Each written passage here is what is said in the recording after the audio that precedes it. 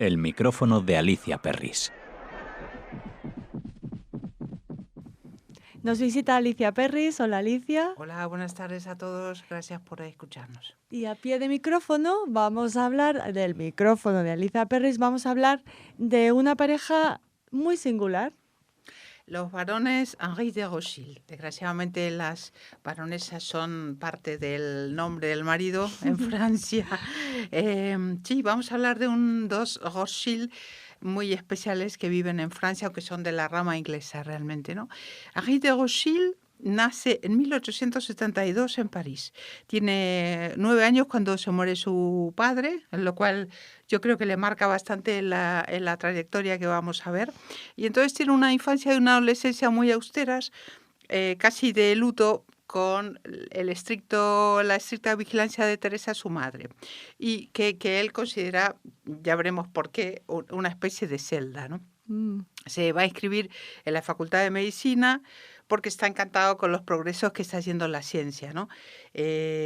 Bueno, es la época de la que tantas veces hemos hablado en esta casa, no fin de siglo, pero con todo ese movimiento del Segundo Imperio antes de este momento, y ese desarrollo no solo de la ciencia, sino de la banca también, y de los grandes cambios de París con el barón Haussmann y demás, ¿no? Va a leer su tesis en 1898.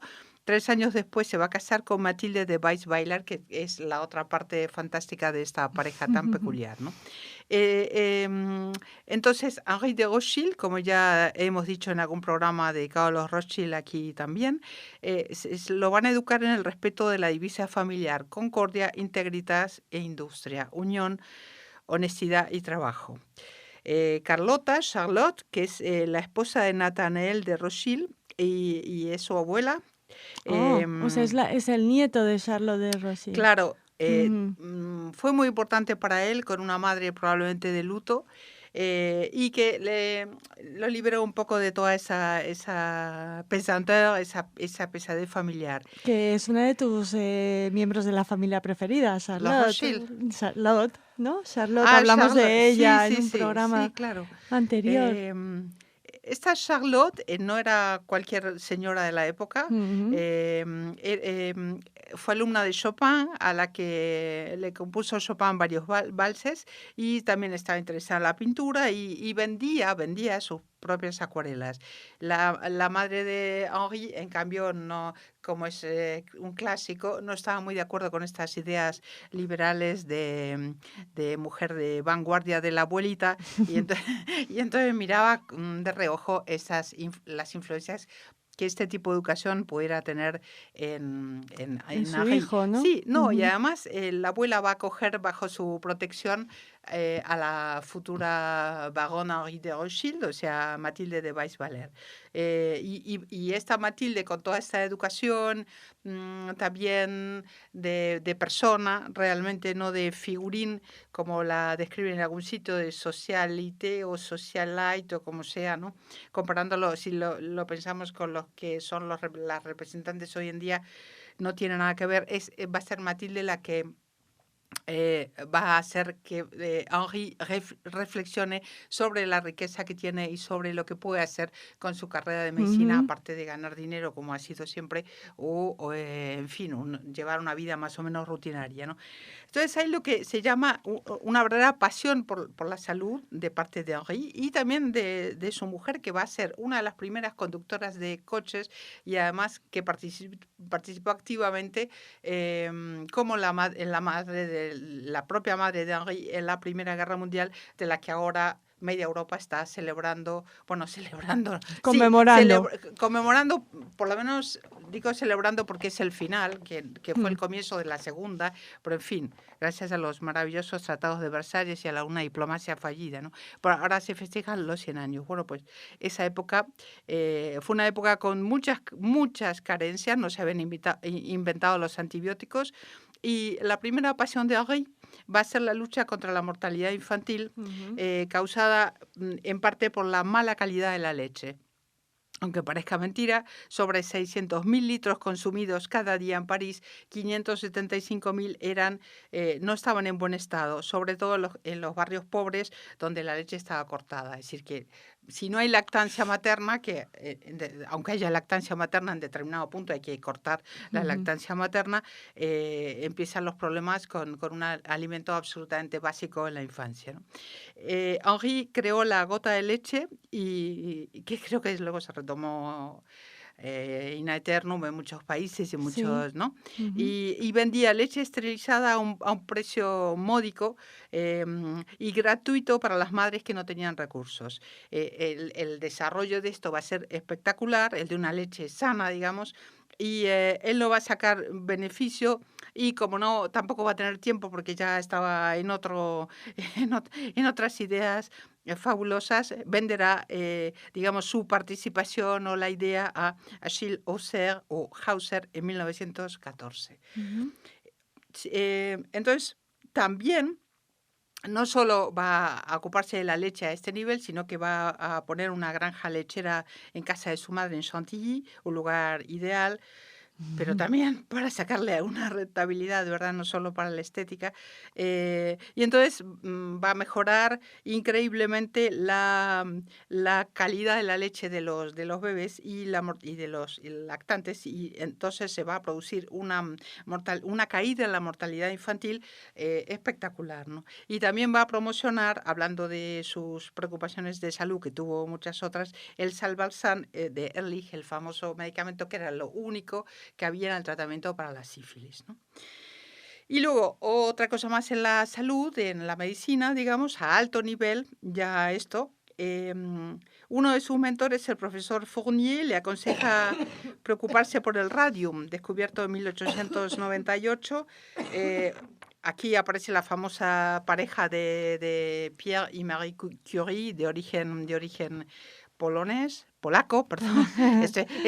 Lo siento, vengo con los archivos franceses y por ahí se me irá algún galicismo de estos un poco brutales, ¿no?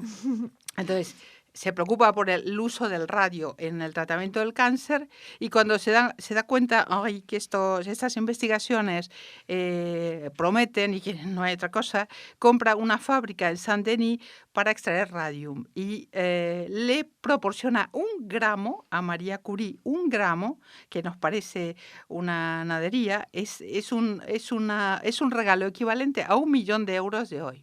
Wow. 1 gramo de radio.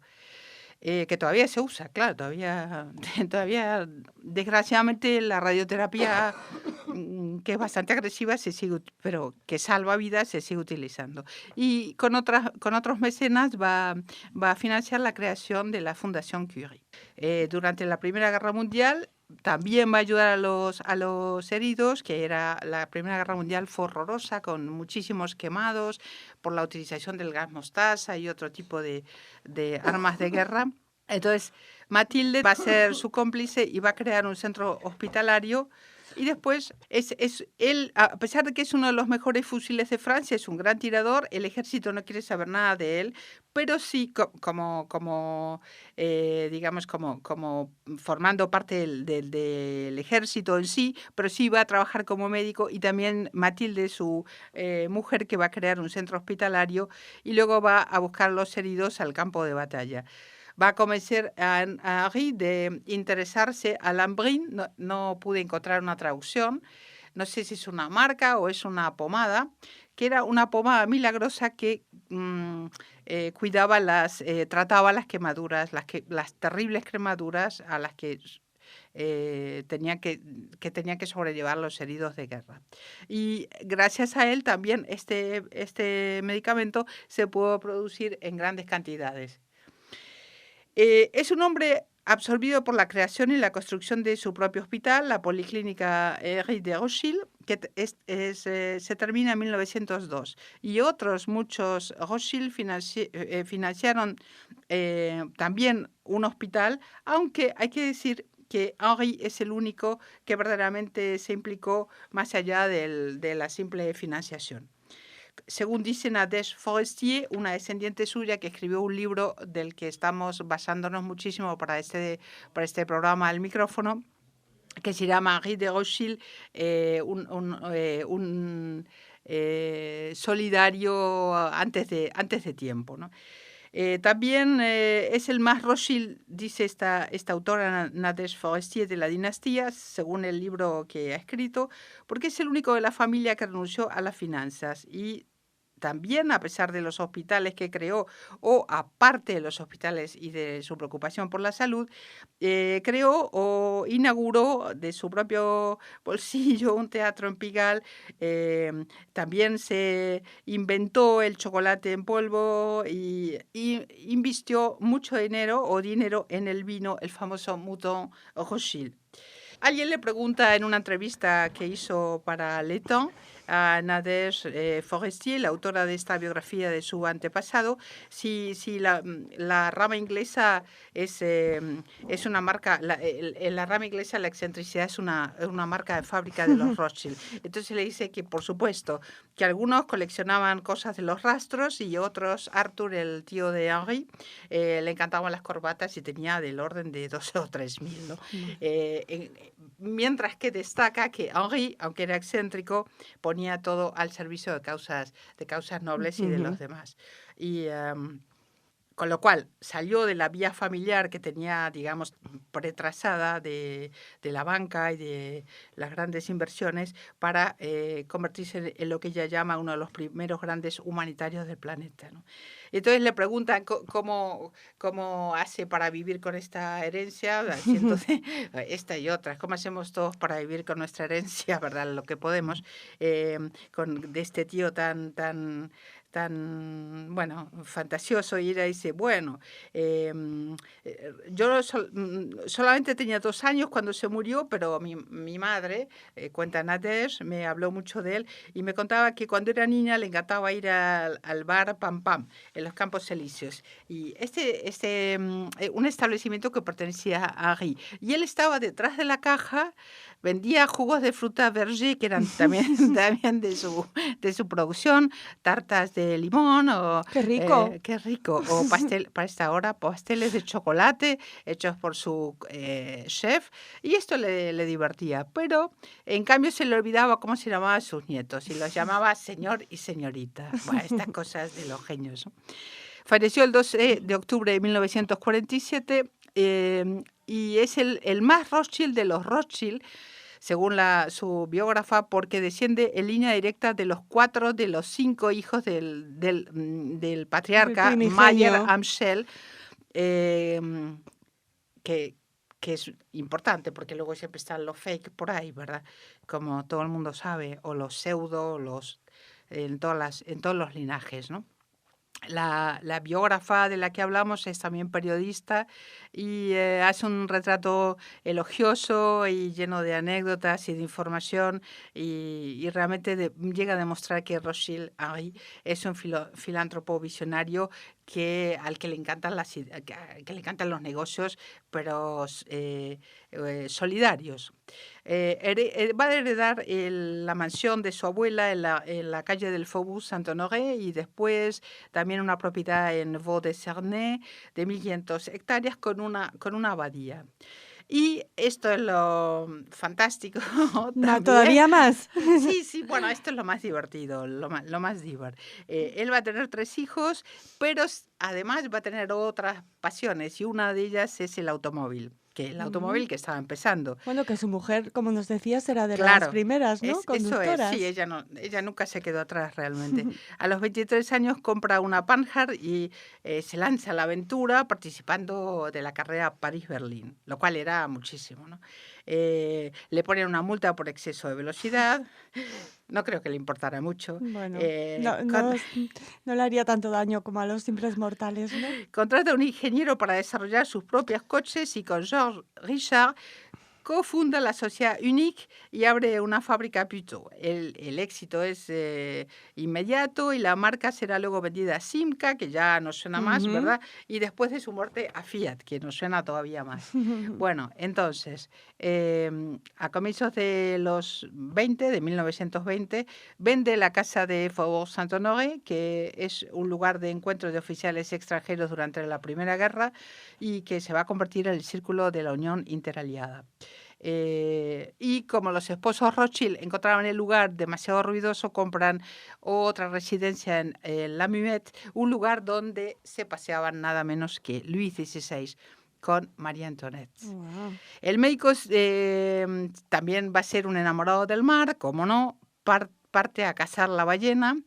Y se hace construir un navío de 60 metros, el Eros, con el que da la vuelta al mundo. Y su gran obra divertida, digamos, es que después de la muerte de su mujer, a los 52 años, esta fantástica Mathilde, Henri se va a apasionar por el teatro y él mismo va a escribir 39 obras que van a ser muy divertidas y que se vendieron y se escucharon muy bien.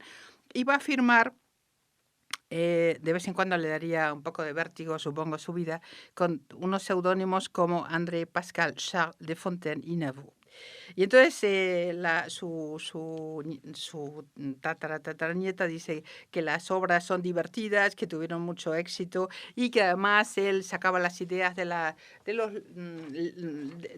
los lugares literarios que conocía mejor, que eran la medicina y la gente de alta alcurnia y de la aristocracia, ¿no? Sí, retrataba su universo, ¿no? Su propio medio, eso es. Bueno, hay otras historias como que el inventor de Monsabon, Mi Jabón, se suicida y entonces él compra la empresa, se asocia al alsaciano Schöller y ahí empieza el desarrollo de L'Oréal, nada menos, ¿no? Wow. Que tanto bien ha hecho por la humanidad. Que también. todavía nos ayuda, a unas más que otras. Deja el coche, la aventura del coche, muy rápido y vende Monsabon para invertir en la mostaza Maille, que todavía es un clásico, que será retoma por Poulain y que luego será en 1952 y que luego se convertirá en Danone y finalmente en Unilever, o sea, que nos suena ya cada vez más. En 1935 va a coger un virus en China, va a atrapar, como dicen los franceses, attraper un virus en China, y no se va a reponer completamente, también tiene diabetes. Cuando la izquierda toma el poder, se va a Suiza, a los Bellos Cedros en Lausana, luego a Portugal, y le retiran la nacionalidad francesa. Durante la Segunda Guerra Mundial, el Château de La Muette, el castillo, lo toman los alemanes, qué historia más conocida, igual que su domicilio de Vaux-de-Cernay. Allí va a morir en Vaux-Cedres, en Bellos Cedros, el 10 de octubre de 1947 con 75 años. ¿Le retiran la nacionalidad francesa por ser judío? No lo sé. Habría que preguntar a Nadege o averiguar. No, bueno, no creo. No lo creo, pero habría que verlo. Hombre, si es en los años de la guerra, Claro. sería más que factible, pero habría que ver. Eso es para otro programa, ¿no? Bien. Dice, de todos los negocios del barón Henri, Mouton Rothschild es el único que está en manos de sus descendientes, dice la autora del libro, ¿no? Y efectivamente todavía algunos se pueden deleitar con esta maravilla. Y de Mathilde podemos decir que hubo una muy importante, hasta hace unas pocas semanas, muestra que se llamaba Ni siquiera miedo, en la Fundación Bamberg de Toulouse, que era una colección de calaveras. Una adelantada a su época, porque hace pocos años era la moda, ¿no? Llevar calaveras en la bisutería, en las joyas, góticos, en las camisas. Sí. Lo que pasa es que estas eran de una calidad, ¿verdad? Fantástica, porque estaban hechas con caparazón de tortuga, marfil, diamantes, todo lo que está ahora prohibido o bajo la lupa, digamos. También madera. También coleccionó 21 piezas japonesas que se llaman okimonos, porque, y como todos sabemos, los japoneses tienen una relación distinta con la muerte que en Occidente. Hay un dibujo en esta fantástica colección de Toulouse de Pierre-Antoine Baudouin del siglo XVIII que muestra un banquero frente a la muerte. Se supone que su familia política no estaría muy contenta con este dibujo. Y hay muchas piezas de culto católico, como rosarios. Corriendo, Hay una pequeña bibliografía en el texto y algunos datos más divertidos que acompañan este micrófono, nueva edición del micrófono. Y podríamos terminar con una cita de Herbert Lottman sobre los Rothschild, que es uno de los mejores biógrafos de la familia. Hay una edición en Tusquets y, por supuesto, ediciones en inglés y en otros idiomas. Lottman, cuando habla de los Rothschild, dice: a través de los Rothschild cuento el nacimiento del capitalismo moderno en Francia y el papel que ha jugado el antisemitismo estos 2 últimos siglos. A diferencia de lo que me ocurría al preparar otros de mis libros, en esta ocasión no todos los protagonistas están muertos.